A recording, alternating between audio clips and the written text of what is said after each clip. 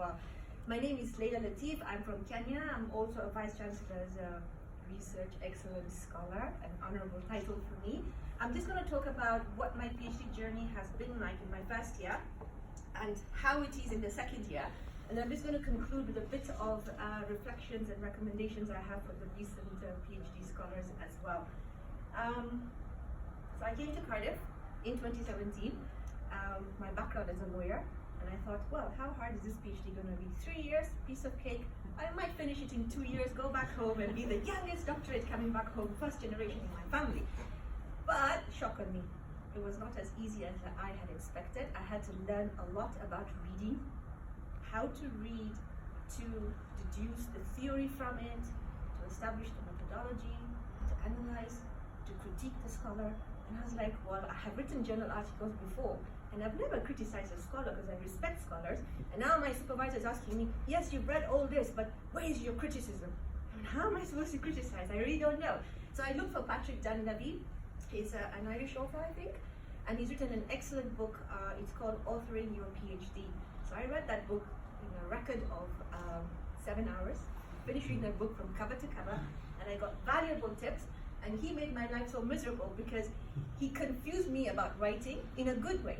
Because what happened is that when I was sitting, like this gentleman here, I call him Peter. As I was sitting with Peter, normally it doesn't take me a long time to write. I've been drafting submissions in court, so it takes me maybe an hour, and I finish my drafting, I go to court, I argue my case, and I'm done. But when I started writing my theoretical chapter, it took me 11 hours just to figure out one paragraph.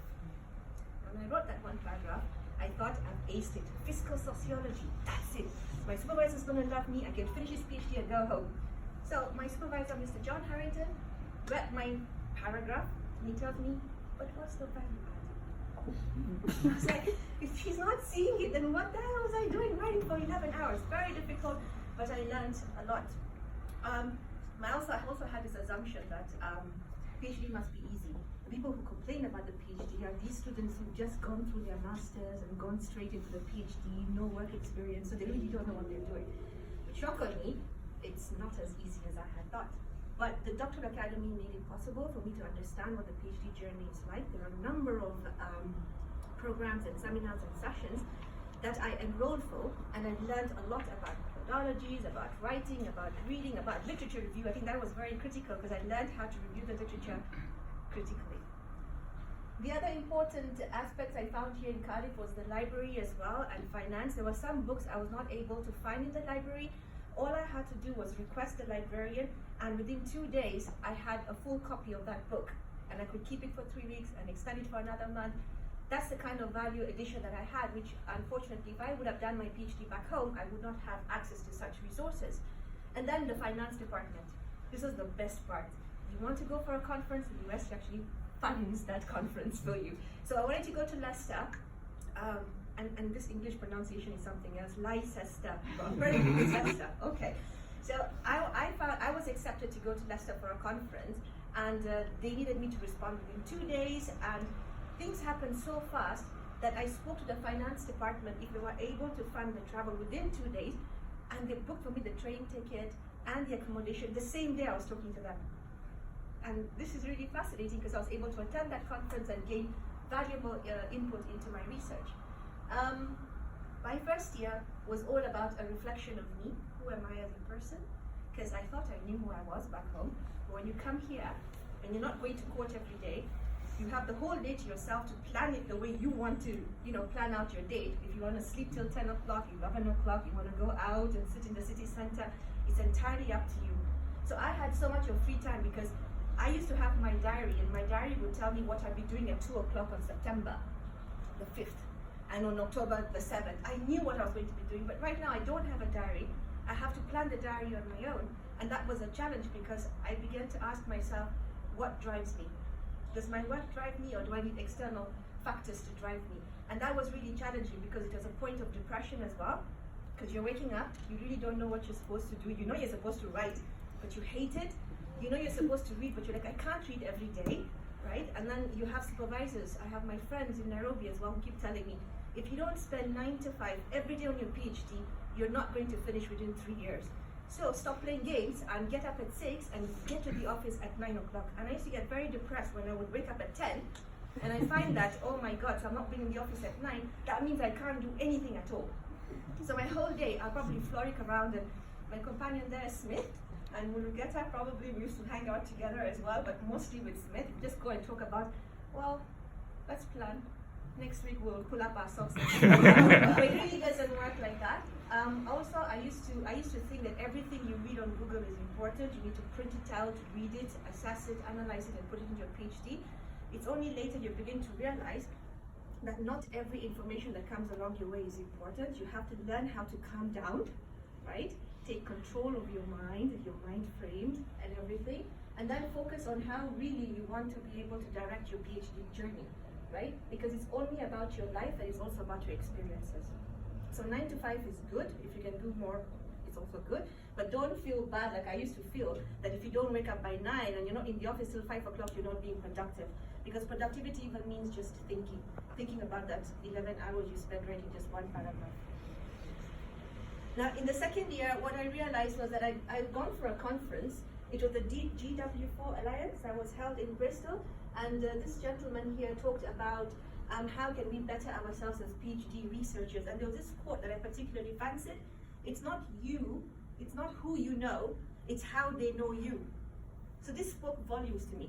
As I can be reading everything, but if my work is not reflecting my thought process, my philosophy, my principles, my work, if it's not establishing me like already Dr. So-and-so, like we all know about Aristotle and Plato, I also want to be known among the books of theology and theoretical validity as well. So I thought to myself, you have to be able to spend time like this man here, to think, not just write. Because my first year I wrote, and I wrote so much that I actually had 4 draft chapters, right? Now, as I read them, I realized it lacked content because I was not really thinking, I was not putting my thought process into my work. I was regurgitating what was already there and trying a little bit to criticize their work. But the thinking process really helped me because when I started thinking, my writing improved. And to some extent, I would write my work like as if I'm speaking in quotes and thinking maybe my supervisor will say very good on this and give me a tick, but it doesn't really happen. But what helped was that the writing helped me gain recognition back home and within East Africa and also the continent, because that civil society and those institutions such as the Tax Justice Network Africa, the United Nations Economic Commissions of Africa, I always used to apply to them for consultancies and research work, but they would always give that work to Dr. So-and-so, Dr. So-and-so. Leila Latif never had anything. But as soon as I started putting my title as a PhD researcher, surprisingly, they all want you. Because your work starts speaking for you and on your behalf. So I started getting valuable exposition and recognition by different institutions around the world to be able to speak about my PhD topic. My PhD topic, I don't want to go into details about it, but it looks into the Islamic legal system, especially the tax framework within Islamic law, and it's trying to utilize the Islamic taxation to adapt it into Kenya's fiscal budget.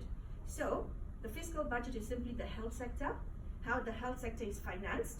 We don't have enough money within the health sector to be able to provide free healthcare or universal healthcare to every Kenyan within the country.